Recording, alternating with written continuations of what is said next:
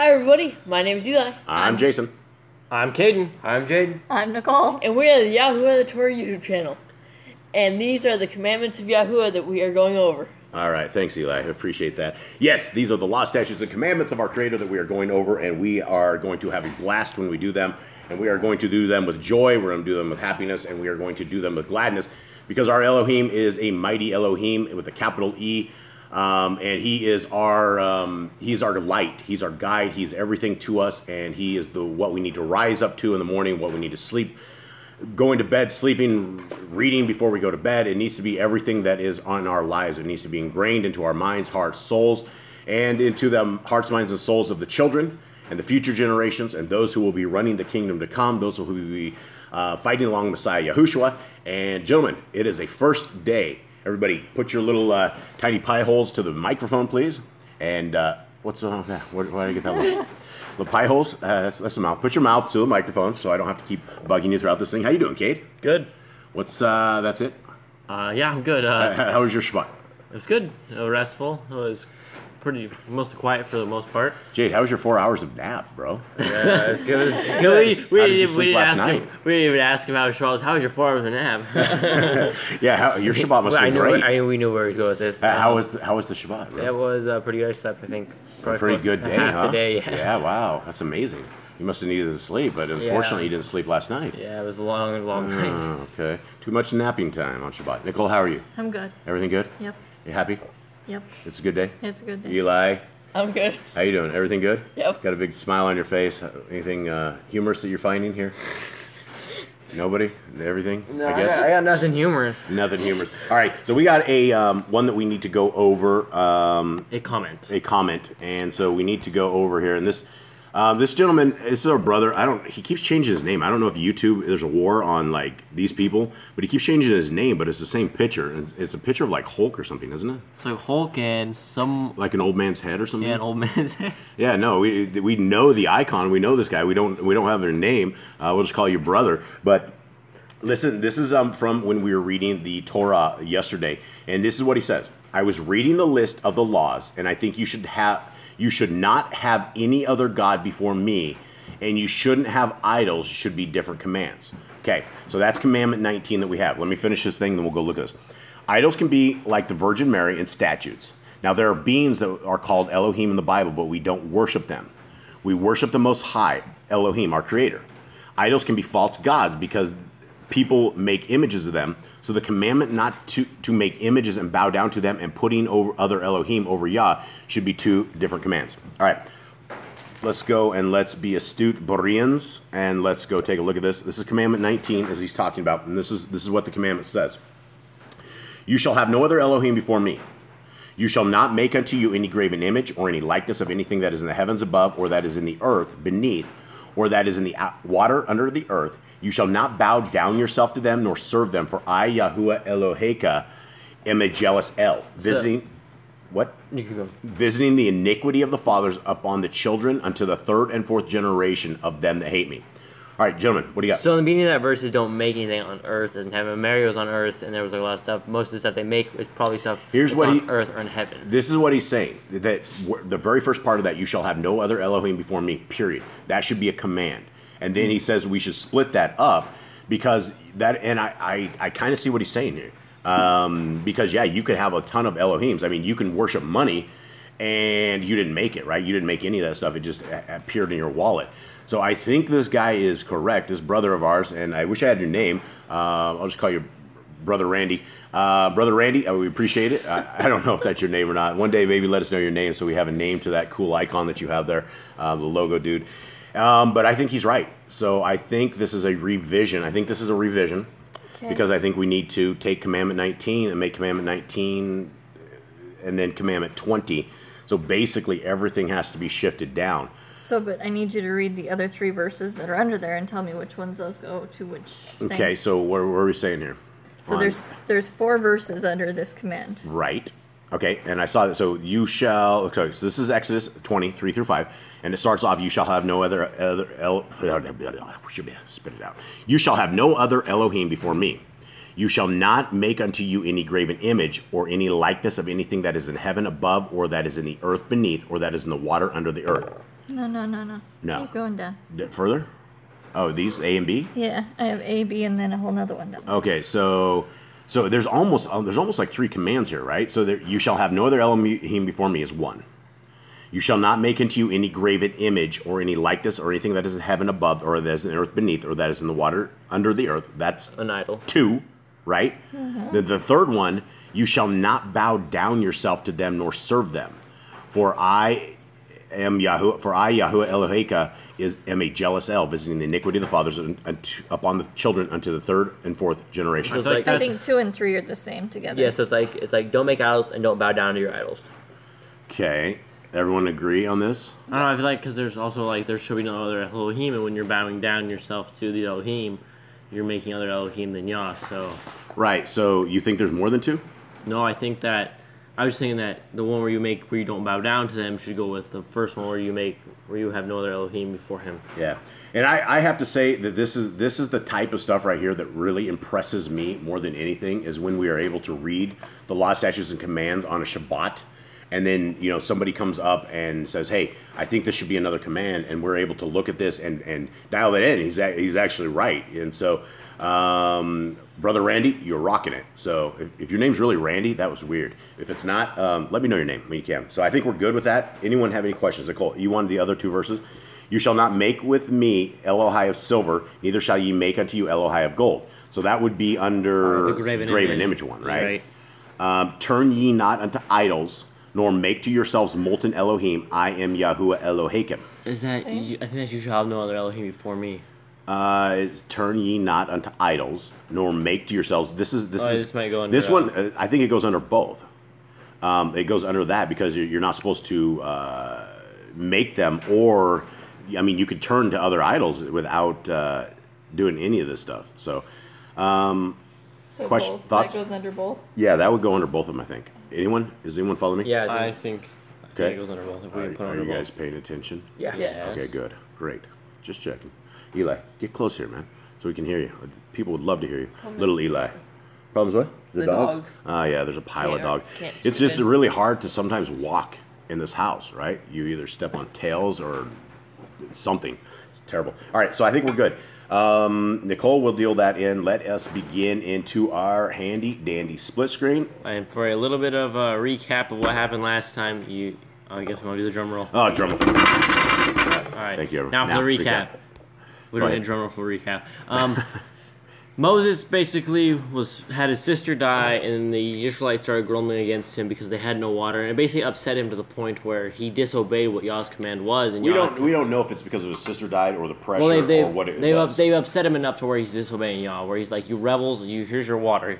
And if that is the worst thing that Moshe did, man, he's far better than anything I've ever done. I mean, I am a demon compared to Moshe. I mean, if that's what he is kicked out of the land for doing, is hitting that rock, right? But I mean, it was very important for y'all. Why do you think it was very important that Moshe went and spoke to the rock versus pounding on the rock? He was supposed to show Yah's power to them, so that maybe they would actually believe instead of sitting there grumbling all day long and like they always do. Yeah, They were supposed to be sanctified, and he didn't. So they went through Edom, and Edom wouldn't let him go, so they turned away. Then Aaron died, and Eleazar became the new high priest. So Eleazar, yes. just a lot of downhill spiral from there after everything happened. Yeah, Moshe's kind of left alone. All his family is now dead except for Eleazar. He has a nephew. He's got a few sons of. He's got his sons, his wife. He used to have a His couple two more wives. nephews, but they burned up because they offered strange fire. So that didn't work out. So all his family's just gone. All right, let's begin. Numbers 21. And when King Erod, the Canaanite, which dwelt in the Negev, heard tell that Yashrael came by the way of spies, then he fought against Yashrael and took some of them prisoners. All right, that was a hard thing to read. What? Hold on, let me read that. And the sovereign of Arad, the Canaanite, who dwelt in the Negev, heard that Yisrael was coming on the way to Atharim, and he fought against Israel and took some of them captive. This guy doesn't say anything about spies. No. As a king, Mine did. sure the king does, right? The king's like almost identical to this, except he has, yeah. So it came by the way of spies. Okay, so that probably wasn't very. If you're sending out spies, They obviously aren't very yeah, good. they're looking to attack you, right? And so this If they got king, caught, they're not doing too good. no, not real good spies. All right, and Yashrael vowed a vow unto Yahuwah and said, If you will indeed deliver this people into my hand, then I will utterly destroy their cities.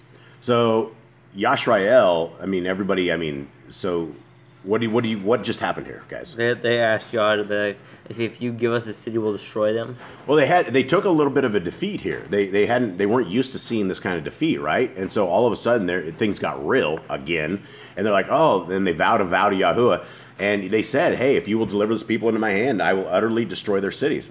So 3. And Yahuwah hearkened to the voice of Yashrael, and delivered up the Kenyanim, and they utterly destroyed them and their cities. And he called the name of the place Korma. And they journeyed from Mount Hor by the way of the Red Sea to compass the land of Edom, and the soul of the people was much discouraged because of the way. Yeah, these people have not even begun their journey yet, so they should not be getting discouraged. 38 years, this guy. Yeah. And the people spoke against Elohim and against Moshe. Wherefore have you brought us up out of Mitzrayim to die in the wilderness? For there is no bread, neither is there any water, and our soul loathes this light bread. Wow, that's bad news, because that's, what, they're getting free bread. Yeah, who can complain against that? How many times can they complain? They just watched Aaron die. They've watched themselves get smote. They've watched Korah get swallowed up. It's just how much the point where they become like almost like they might be imbeciles. At some point, they might be retarded. Like, I mean, we have to consider something that maybe they were. I don't know. Maybe there's something wrong with these people. I do not know. Like you literally have this pillar of fire standing over you, judging you day in and day out, and yet you're still sitting there. Oh, we hate the bread that he's bringing us. Your entire encampment is sitting around the temple. Your entire people are sitting around the temple. Yah is dwelling with you. Like you said, you got a cloud by day and a fire by night. And I'm sure it wasn't just some like little weak candle or something. I bet you it was a monstrous flame coming down from the Shamayim or something that was just awesome. And they just can't figure it out. They're like, Moses, we don't like this bread that Yah is giving to us every day and providing for us instead of starving us to death in the wilderness. I don't get it. I really don't understand what's really going through their heads. Yeah, well, Yah is much more gentle than I am. So I would have done far worse than this. And Yahuwah sent, what'd you say, Yah? The NIV instead of light bread says miserable food. Miserable food. Wow. That's terrible. How would you ever say that when Yah provided that food for you?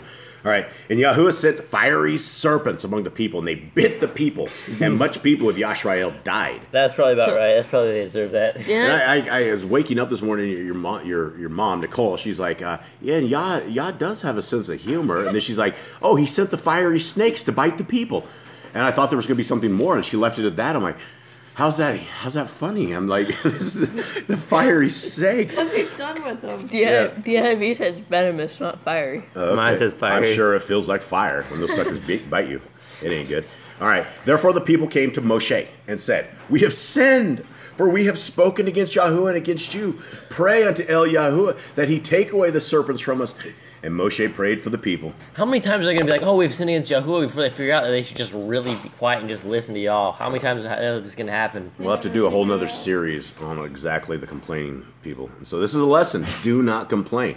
It doesn't matter how bad you have it. Or you think you have it, right? It could be far worse. All right, Yahuwah said unto Moshe, make you a seraph, and put it upon a banner, and it shall come to pass that everyone that is snake bitten shall look and live.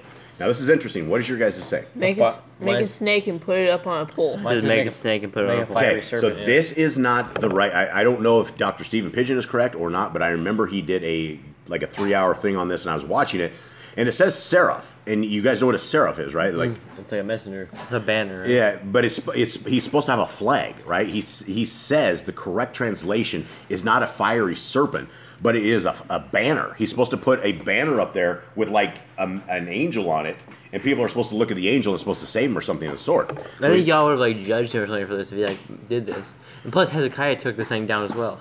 Yeah, and there's a verse, and as Moshe lifted up what was it? The snake in the wilderness, even so must the Son of Man be lifted up. I don't think that's the exact thing it was, but that's something of the sort. So I don't know if Dr. Stephen Pigeon is out there or if this is the correct thing. But whatever it is, Moshe may have made a mistake again, but I don't know so much as he would. I'm only saved the people, so obviously something went right. Regardless, whatever's happening, this is the situation: is all of a sudden these people all around you are dying. You're going to be, as he's getting these instructions, people are screaming. Right? The snakes have come out from nowhere, anywhere. They just come from holes and come from tents. They're biting the people. The women are probably lifting their kids up. right? As the snakes are biting them and they're trying to save their kids or lifting the people up as high as possible. So the snakes, anything that's possibly to get high is probably what they're fighting on. And how do you fight against that, right? The snakes would just come get you. And so during this, I'm trying to preface this for you guys. As this is happening, right? He has to go, either he's constructing a bronze or I don't know, he's constructing a snake somehow, right? And then he's not just going to have a material sitting around to make a snake. It's going to take a little time. Yeah, he's going to take something and he's going to have to run and put it up there. Most likely cast it. If it was a banner, I could see that. I could see it real quick. You sketch out like something on the banner, and I don't know how you do that. Probably the best artist, if he's not snake bitten. Quick, get him here. He's dead. Get the next guy. Oh, he's almost dead too. This guy can't even write. He's venomous poison and he's shaking. So anyway, as this is all going down, right, he's trying to get the answer for why all these people are dying. So if there's, somebody with a high blood pressure, it's probably going to be Moshe at this point. If I had Moses, I would have just walked away after this. I'd be like, yep, I'll take that offer up on making me a nation. Let's go. Yeah. 9. So 9. And Moshe made a serpent of brass and put it up on a pole. And it came to pass that if a serpent had bitten any man, when he beheld the serpent of brass, he lived. So it doesn't say the snakes actually stopped. It just said that as these people are sitting there, the snakes are sitting there still biting them. Right? Their legs are probably all bleeding. There's probably blood everywhere from this stuff. There's dead bodies everywhere. And when they get bit by snakes, you swell up, right? You start your entire inside swell up, so you're starting to get bloated. So you're going to see corpses all over the place. The screaming will probably never stop because the snakes are still there. So he had to go through this pressure and deal with this.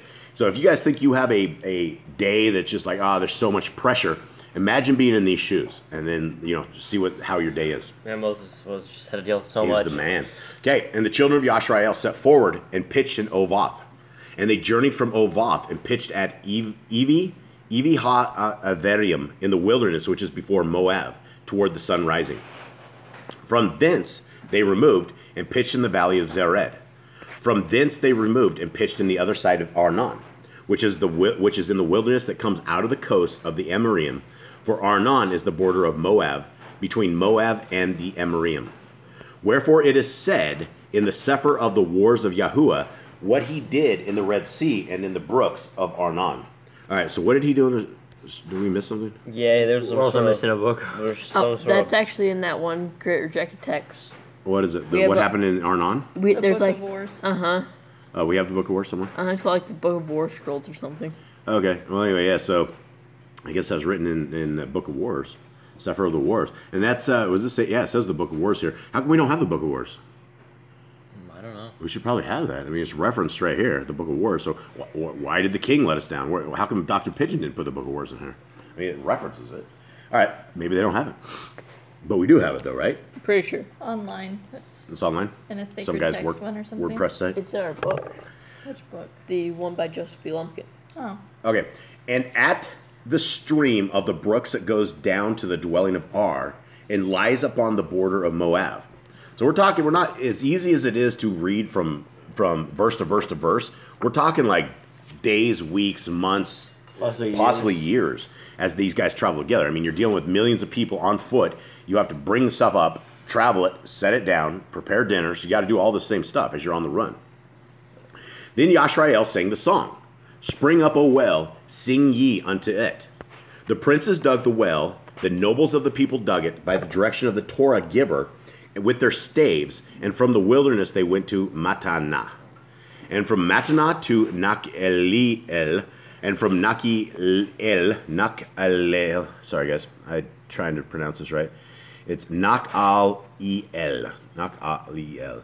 All right, to Bamath, and from Bamath in the valley that is in the country of Moab to the top of Pikgah, which looks towards Yesiyamon.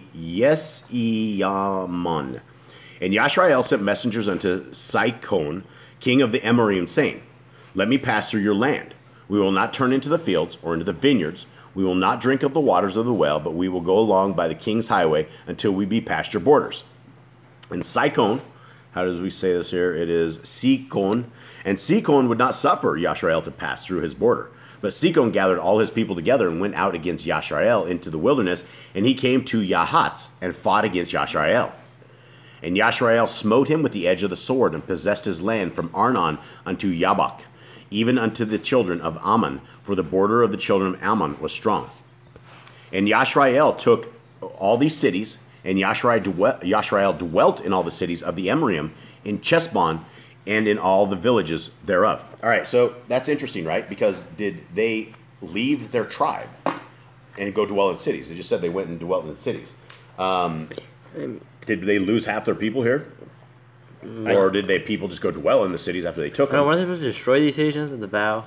Well, they're supposed That was to. the Canaanites. They're dwelling in it. So I don't know if we lost part of the tribe. I guess maybe the Book of Wars would tell us. You know, when they, I would imagine they would probably have to leave people in these cities, or people would come back and take the cities back over. All right. For Chesbon was the city of Sikon, the king of the Emorian, who had fought against the former king of Moab, and taken all his land out of his hand, even unto Arnon. Wherefore they that speak in Proverbs say, Come into Chesbon, let the city of Sikon be built and prepared. For there is a fire gone out of Chesbon, a flame from the city of Sikon. It has consumed Ar of Moab, and Baali, Bamoth of Arnon. Woe to you, Moab, you are undone, O people of Chemosh. He has given his sons that escaped, and his daughters into the captivity unto Sikon, king of the Emorium. We have shot at them. Chesbon is perished, even unto Divon. So this is still a parable, right? You guys, this is a story, right? Yeah. A parable. And we have laid them waste, even unto Nopak. No, that doesn't look right. I'm not going to say that. Nofa. I'll say that. Nofa. What did your guys say of that word? It has a little dot under the H with a cut at the end. Yeah, that doesn't look right. Which reaches unto Mediva. Thus Yashrael dwelt in the land of Emorium. And Moshe sent to spy out. Contain yourself, kid.